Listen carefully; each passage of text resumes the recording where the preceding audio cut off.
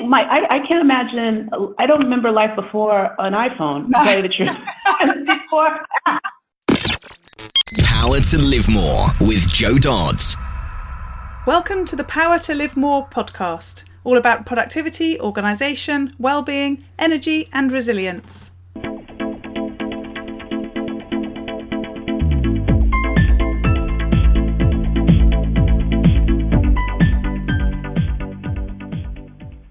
I'm Jo Dodds, and I started this show to enable interesting people to share their stories about how they use their power to live more, and by that I mean to do the stuff that they want to do more than the stuff that they need to or should do.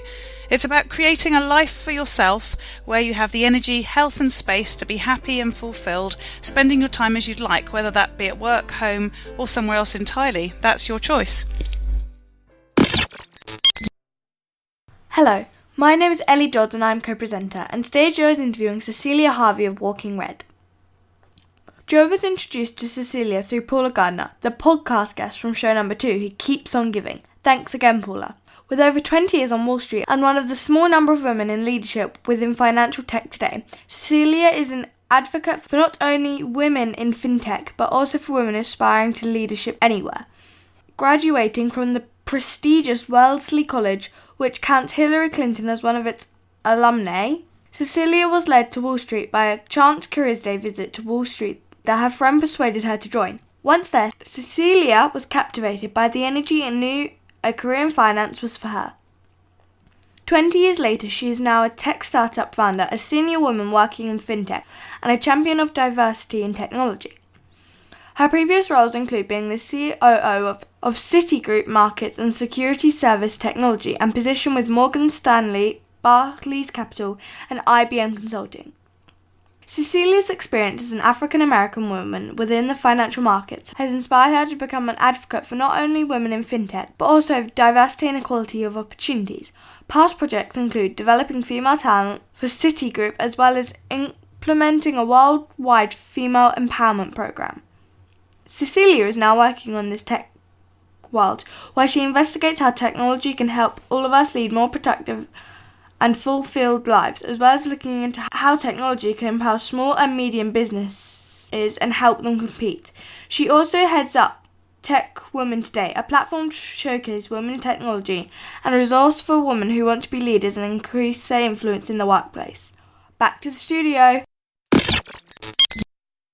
Today I'm interviewing Cecilia Harvey of Walking Red. Hi Cecilia, thanks for joining me. Oh, thanks so much. Great to be here. It's great to have you to have the conversation and to have a different accent again. But last time I had somebody with a across the pond type accent. They actually were over there, but you're not, are you? Where are you? No, I am based in wonderful London. But yes, you've caught on correctly. I'm originally from New York. Love. But I feel like a Londoner now. Yeah, I'm total London now, even though I don't quite have the accent there yet all the way. I bet all the people in New York reckon you do sound very English, don't they? Oh, they think I'm foreign. I get back and I'm like, where are you from? Brilliant. So tell us a bit about what you do and where you do it. Great. So I am the founder and managing partner of Walking Red. So Walking Red, we provide mobile beauty, fitness, and wellness services. So we come to your office, we come to your home, we come to your event. What we're really trying to do is build a digital marketplace where we bring together these incredibly talented service providers. I call them artists because I think what they do is just an art form, many of them. And we connect them with clients via our platform.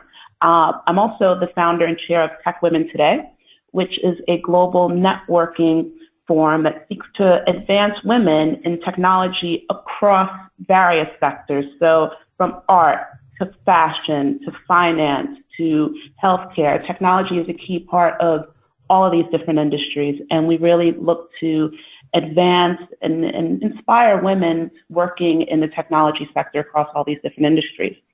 I've also nearly worked almost 20 years in financial services and technology, and working in these industries, you're going to have to be pretty effective. If you're going to be effective in what you're doing and advancing your career, you have to be focused on productivity and your well-being. And over the years, I've definitely offered my advice to people on how they can be more productive and really manage their career progression in a positive way. So as Oprah says, you really need to turn your wounds into wisdom. So I like to really share a lot of the lessons that I've learned over the years with people. Lovely. And that just sounds like a really eclectic background, which is the posh word I use to describe mine. when so many different things that don't always seem like they fit together. So tell us why you do what you do, because that background and what you're now doing, there is, as you've said, a thread that runs through it, but not something that would automatically come to everybody. So there's a bit of creativity in there. So tell us a bit more about why you do what you do. That's true. There's definitely a technology component that definitely spans across all the different things that I've done. I'm so passionate about technology. I love how it makes people more productive. I love how it's quite innovative. I love how it's helping to improve people's lives and helping them to be the best that they can in a lot of ways. So I'm quite passionate about any sort of initiative that focuses on tech, particularly with Walking Red. I've always wanted to do something where I was passionate about it. And the roles that I've most excelled at are ones where I was engaged. I felt like I was being developed. I felt like I was really living out my passion.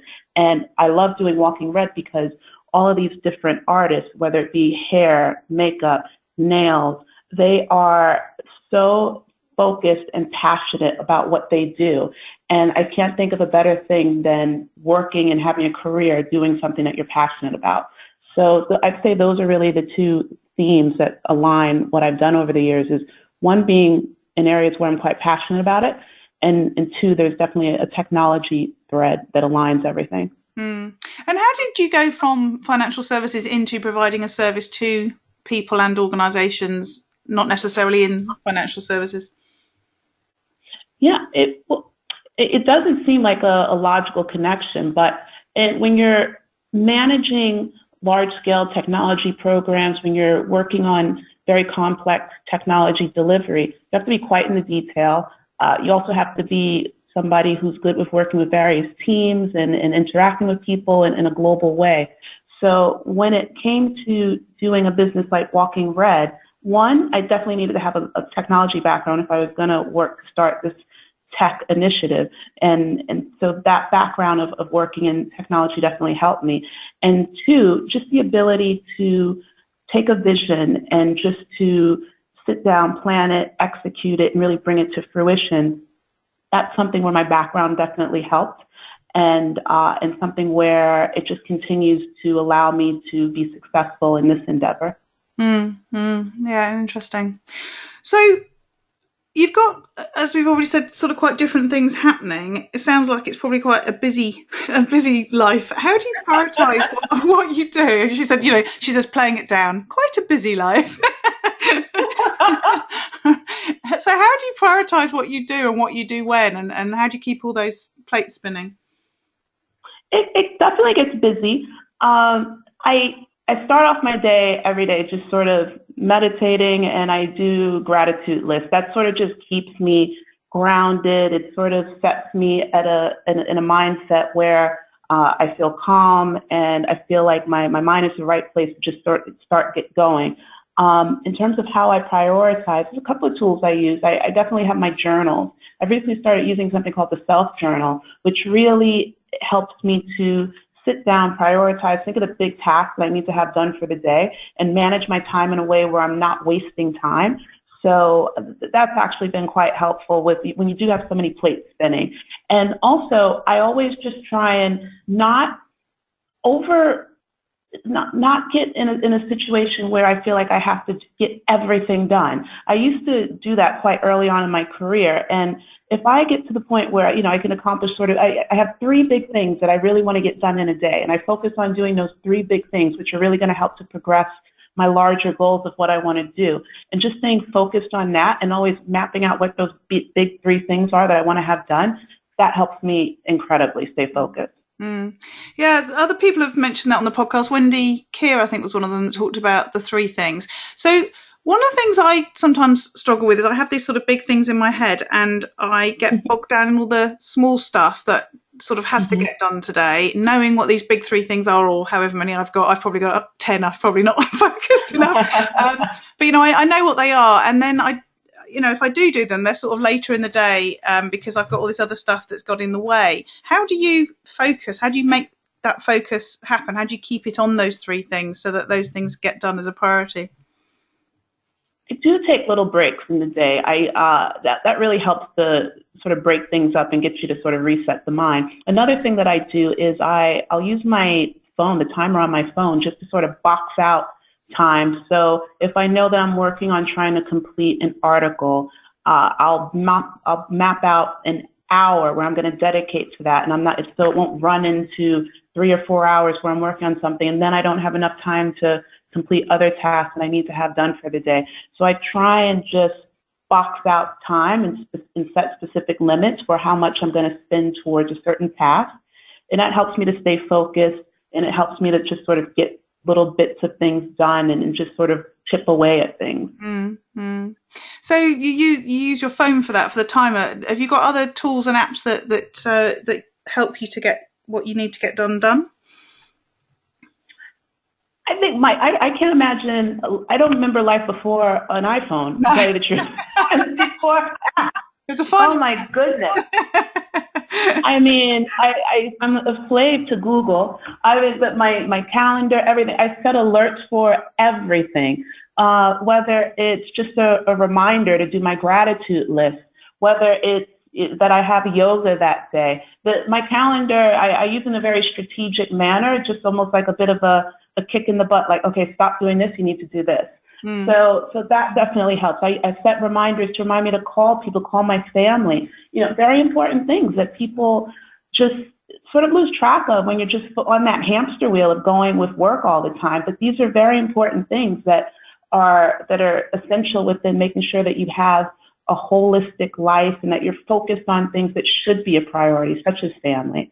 So I think using my phone is definitely a key tool. It's always attached to my hand, but in a good way. I think also you've got to put it down a bit also. So I do use the function on my phone where it's a sleep timer, where it tells me, okay, it's time to go to sleep, so that you can have a full 8 hours at night. And sometimes 8 hours doesn't happen. Sometimes it may be 5. But I think that timer definitely, it does put in place a mindset that it's time to shut down. It's time to switch off. Yeah. I think there's always debate about notifications, isn't there, on phones, and it's something that I tend to not have on my phone because, absolutely, as you say, if you've got it in your hand all the time, if there were notifications popping up left, right, and centre, then that's overwhelming, isn't it? So I tend not to have those. Absolutely. Although I was talking to my husband, made me laugh the other day. He said something about we went to the theatre or something, and he said, "Have you switched your phone off?" And I was a bit like, when have you ever heard my phone ring or beep? And he was like looking at me, and I was like, we've been married like 13 years. My phone never rings or beeps. I never have it switched on, the sound. So, I look at it, and I look at the things, missed calls, or if the call comes in, I'm looking at it, then obviously I do answer it. But I said, I never have it on. Why do you keep reminding me at the cinema or at the theatre to switch it off? I never have it on. And then he goes, well, how do you answer the phone then? I know. Funny that he, has never noticed before. But so I think that it sounds like you're quite strategic in how you use your phone, because I'm the same. I talk about the phone being such an important thing for me, but I also have quite strict rules for myself about when I'm using it or not using it. Absolutely. I mean, I never want to use it when I'm in the company of others, especially if I'm out at dinner or something. It's time to put the phone down. Like you said, in terms of notifications, a lot of my notifications, such as on Twitter or other social media, it's switched off. I'll check it when I check it, because you'll be getting alerts every 2 seconds, and it'll be just distracting you from perhaps bigger tasks that you need to get done. Yeah. So it's important to make sure that you're using the phone in a way where it's helping you get through the big things that you need to have done, and it's not serving as a distraction, which it can be.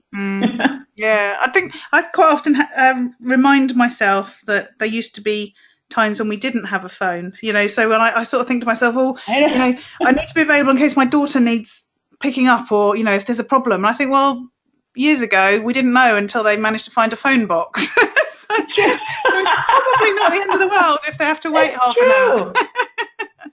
It is true. That's funny.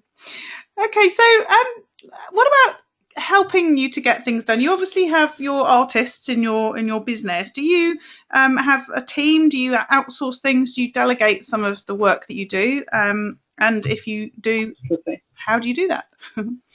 Absolutely. And I think, my background in technology and managing large tech teams and divisions has definitely helped me to understand what I should outsource and what I should keep in-house. And a lot of what I do with Walking Red, I can outsource. So I use consultants. I don't necessarily have to do it all myself. So I'll have somebody that does my social media. I have people that do my technology development. I have people that help me with marketing, things like that. There's certain things which are definitely things that I don't need to necessarily have in the office with me, close by all the time, and it gets done. And that's large part of that's the beauty of technology that we have today, where we can have these sort of virtual teams, which I think are very helpful. And especially when you're dealing with people in different parts of the world, you can use that time advantage you can use that time difference to your advantage and work for you. So there's technology development being done while I'm asleep. I wake up, I check in, it's done, it's great. Yeah. And I feel like so much has gotten done. So I think that you definitely, all business owners need to sit down and look at, okay, what should I outsource? What should I keep in-house? What sort of things can I automate versus having somebody, a human person doing it? What sort of things are going to lead to cost savings and the organization being more productive if we do outsource or automate certain functions? And I think that should be a key part of everybody's strategy, especially when you think of technology strategy for small business owners. That's going to be an important thing, looking at what you can outsource and what you keep in-house. And what tips do you have for doing that? Because people quite often are, firstly, a bit frightened to hand things over to other people and quite often a bit control freakish about things. Or perhaps have had, a bad experience where something hasn't quite gone as they've wanted. I often speak to people who've tried outsourcing, then they sort of pull it back in because it didn't work for them. What tips have you got for making it work well? I think that one of the things that I always try and do is look at, okay, one of the key things I do like to keep close to me is any sort of task where it's related to my client service and where people are interacting with clients directly. I think that's important to have an eye on that. I like to be very close to that, especially within my business. Client service is absolutely key and critical to what we do. So that's something that I definitely am more hands-on with.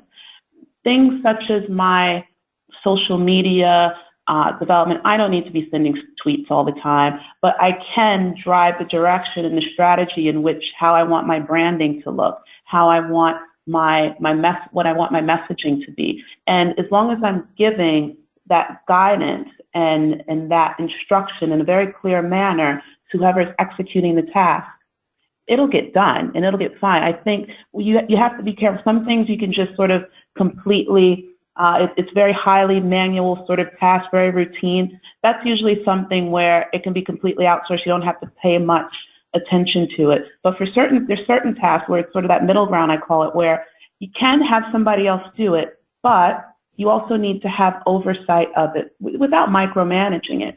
And I think things where you still have to give instruction, especially early on when somebody's initially performing the task, such as social media, such as marketing, things that are very much going to be aligned to your strategy and how you reach out to clients and how you engage with relationships with partners. I think that those things you want to keep an eye on, but outsource. Yeah. It's interesting. I have a VA who does some administrative work on the web for me, and she had a baby just before Christmas, and I was like, oh no, I'm gonna have to start doing it myself for a few weeks. And I was pleasantly surprised to find that I have an operations manual that's where I get instructions on how to do what I've asked her to do. And I asked her to do it like 3 or 4 years ago. So I really couldn't quite remember what she was doing. And luckily I have it all written down. It's true. But and outsourcing tasks and automation are definitely things that people have to consider if they're going to scale their business and if they're going to be able to handle growth without it impacting clients, without it impacting overall service. So it's something that, and technology is a key way in which people can do that. So it's something that all business owners should definitely look at. It should be a key part of strategy. I call it a sort of a buy, sell, hold sort of view of what you want to outsource and what you want to keep in-house. Yeah. But that's something that I think is critical for all business owners. Yes, yeah. So let's move on now to something that's dear to your heart, because this is where your business sits. Relaxation for business people. Ooh, very tough. Easier said than done. So what do you do? I presume now you use your own business services, but what do you actually do to relax, to give you that energy, to enable you to have that energy to do all that stuff that you're doing? What do you do? A key thing that I do, and I don't always enjoy it while I'm doing it, is I work out in the gym. I train. It just keeps me even keeled. People always wonder, oh my goodness, she's so calm, she's so relaxed. It's because I've just probably been boxing some form and beating on something in a gym for 45 minutes before, or running, or like finding some way to just get out all of this energy.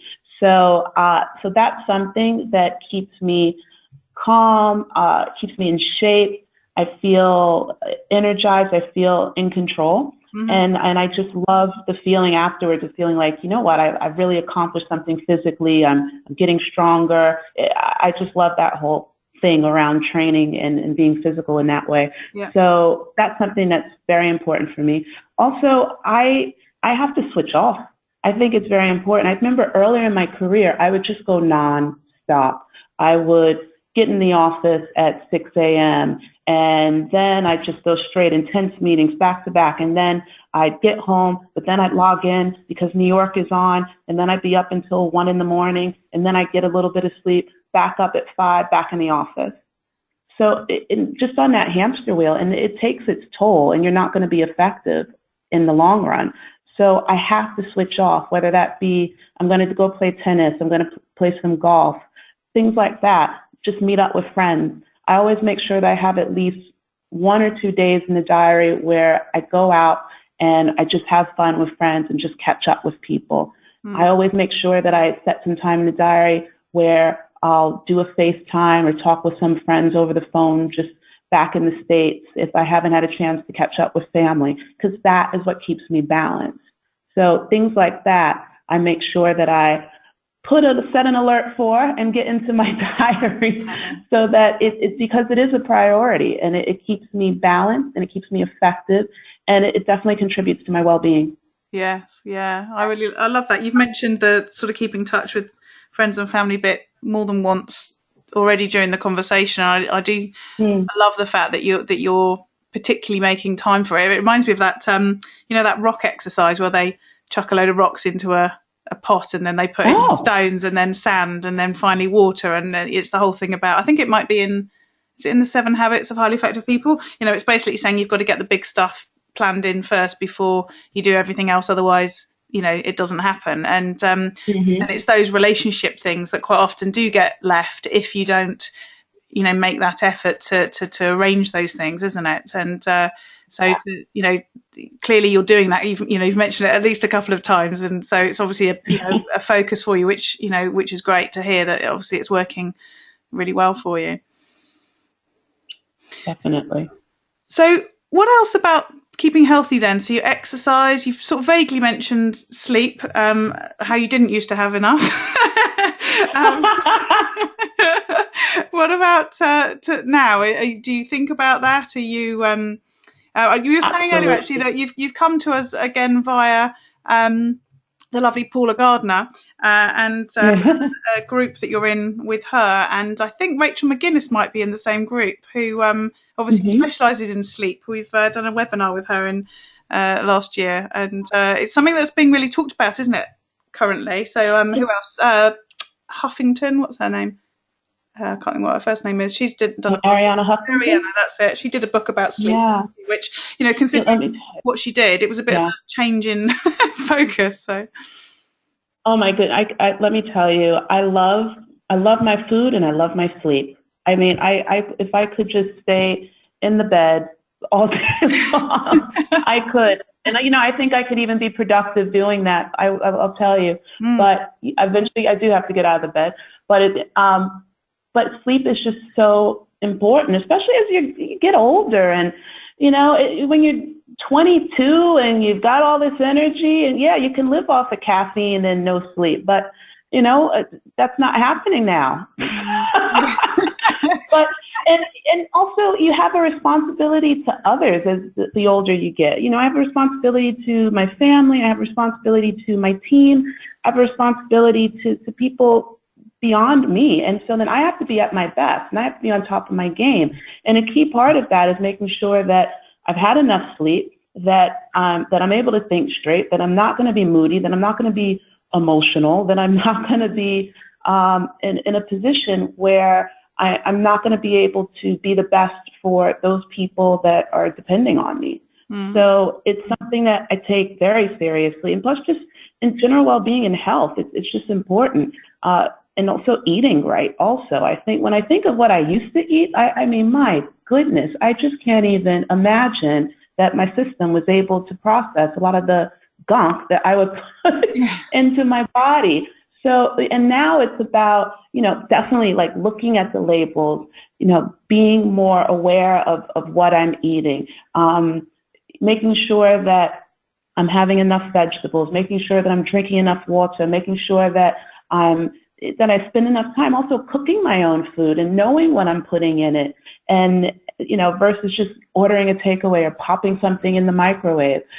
So it's definitely quite a few different things to make sure that you're putting the right things in your body, that you're getting enough sleep, and that you're surrounding yourself with the people that give you the energy and the positivity to accomplish the things that you want to have done in life. Yeah, I agree.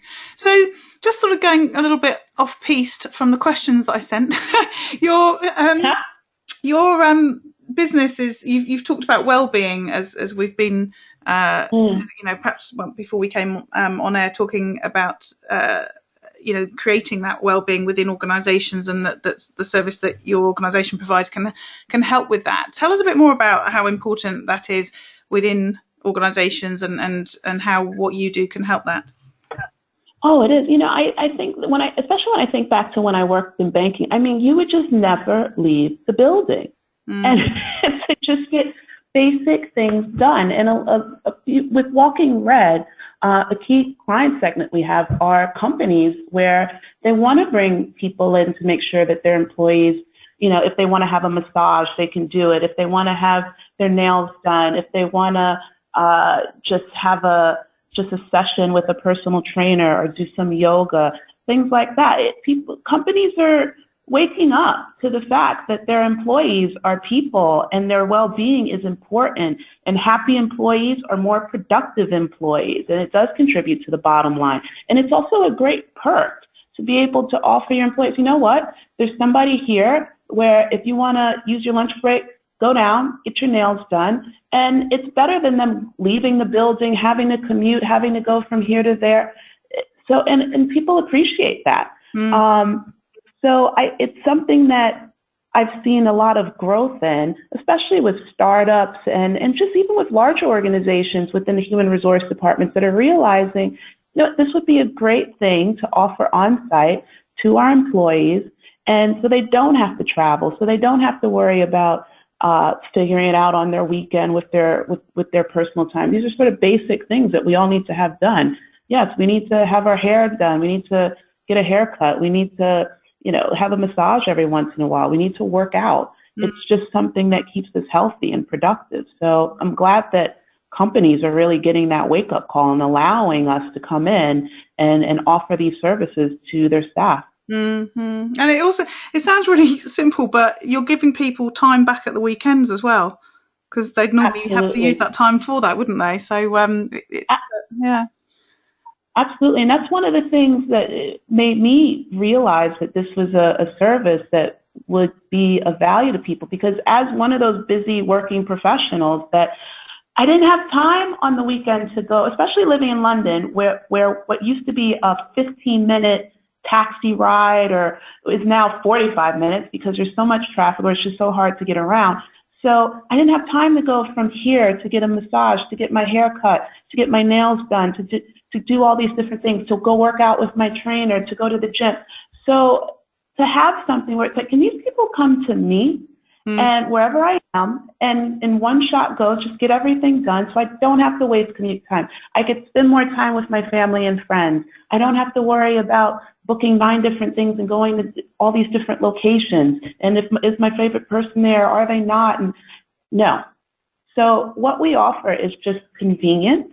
And we feel like we're also giving people time back to do things that they want to do. So back to sort of the outsourcing thing, people are outsourcing that burden to us.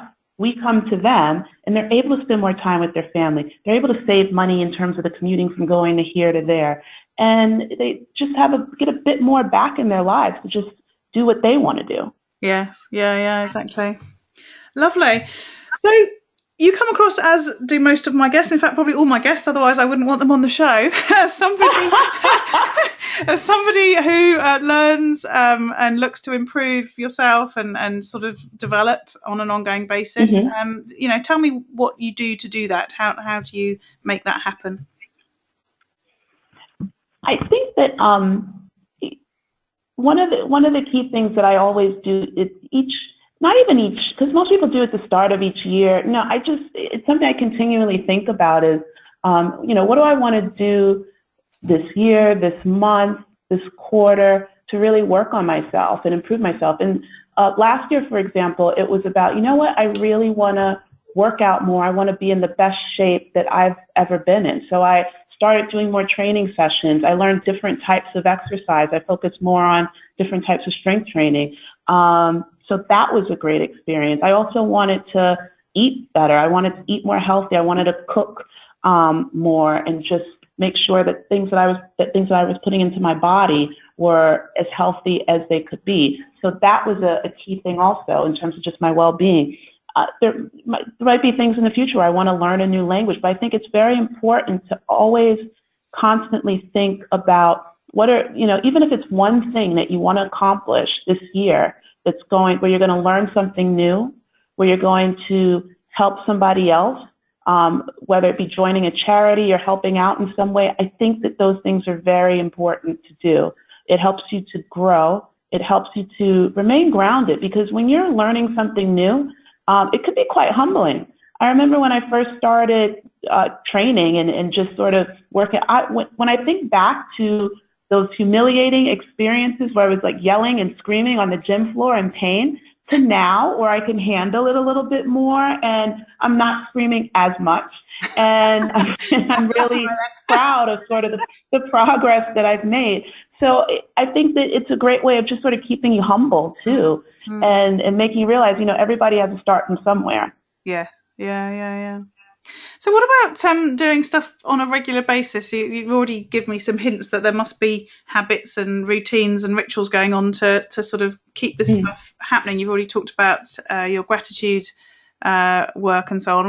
What are you doing on a regular basis to keep that sort of momentum going and get this stuff happening regularly?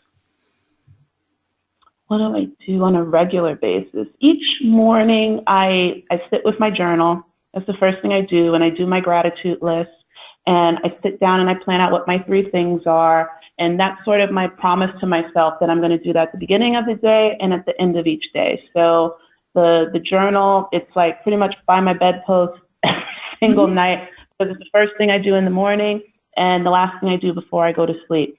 So that's a key thing. And waking up in the morning immediately, eating something healthy, setting off, right? So I don't end up grabbing something completely unhealthy and chocolatey at about 9 a.m. in the morning also helps. Mm-hmm. And just making sure that I plan throughout the week which exercise classes I'm going to do, when I'm going to go, planning out who I'm going to meet with for the week, friends, what time I'm going to have certain conversations with family or meet with family and friends. If I've accomplished those things, I'm good. And those are the routine things that I continuously do, because that's really my foundation, making sure that I have an understanding of the big things that I need to have done, that I've sat down and I'm grateful for all the things that I have, so that I don't get into one of my moments where I'm like, oh my goodness, why didn't this happen? Why didn't that happen? And this should be this. Well, you know what? You got a lot to be grateful for. So just bring it down a notch. Yeah. Because you got to tell yourself that sometime. And then also making sure that I'm building in the time for loved ones and people that I want to surround myself with, who know me best and who I just get such positive energy from.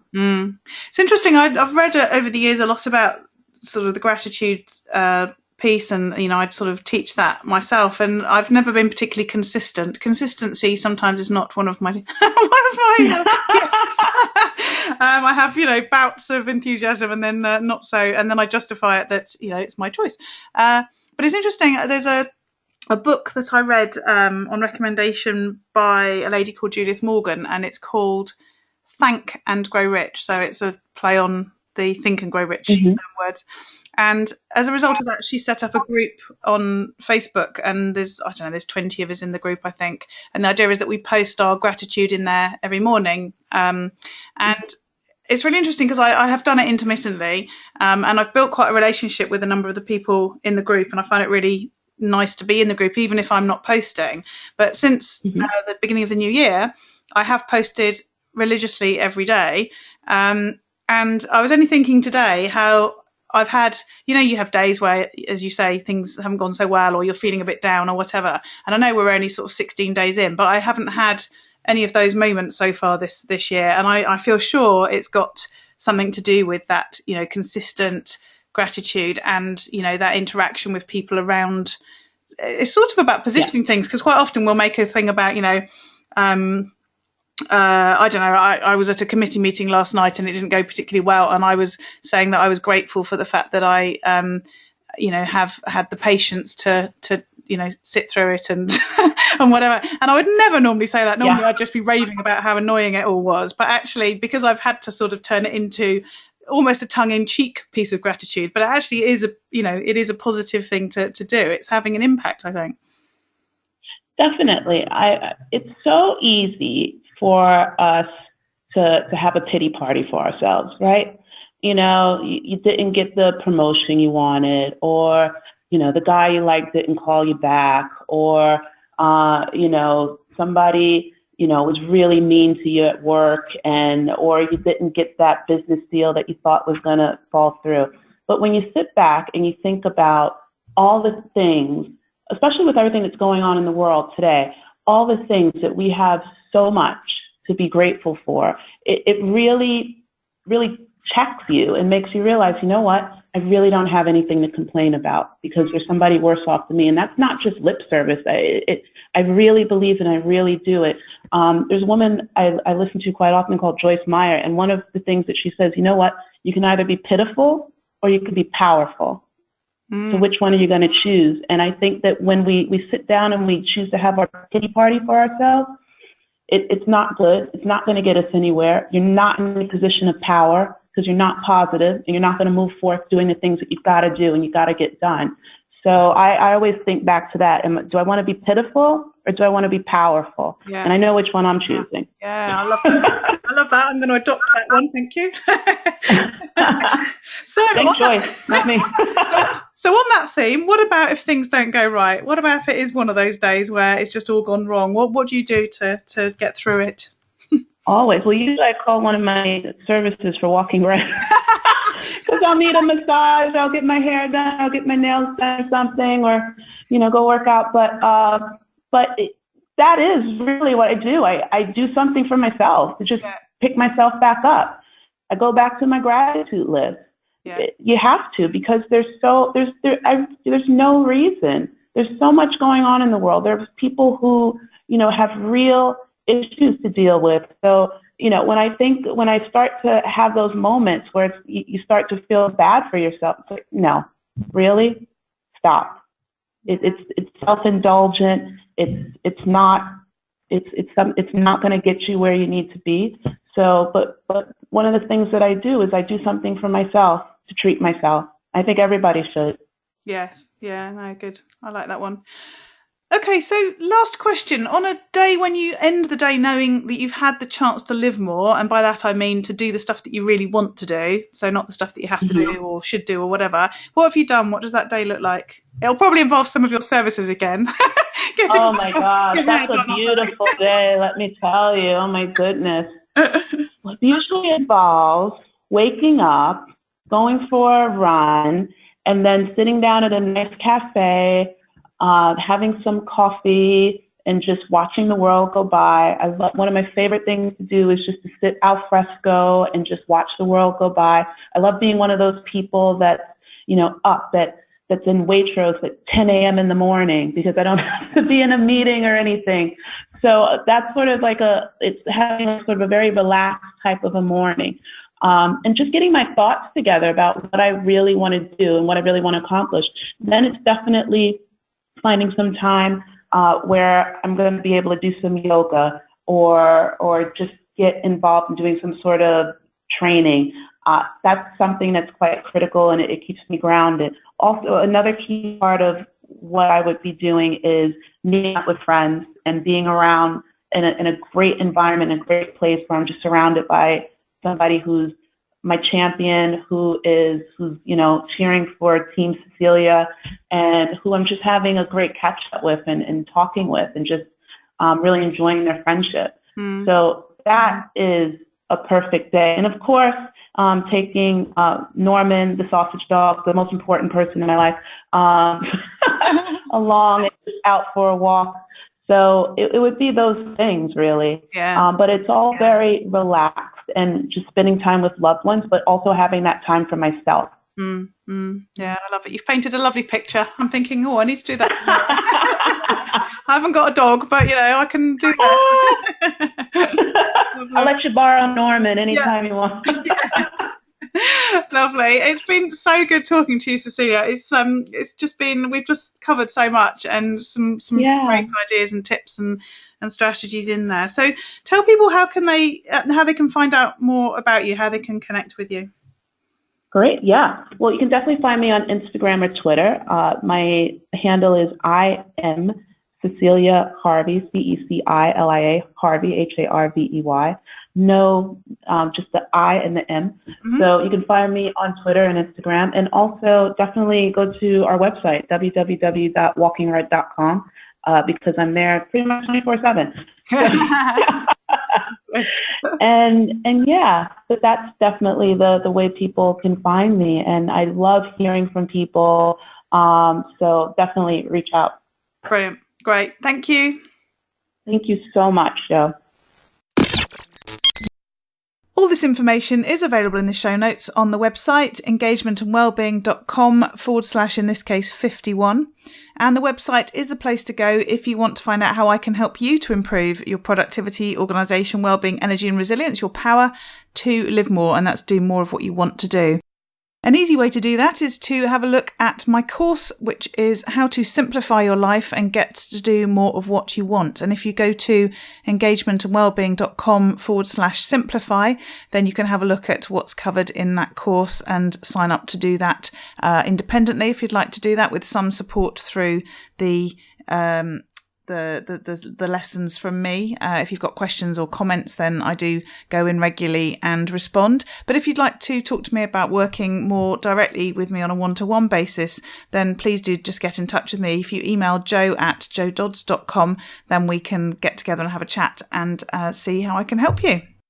So again, the show notes for this show are at engagementandwellbeing.com/51. And we look forward to speaking to you next week.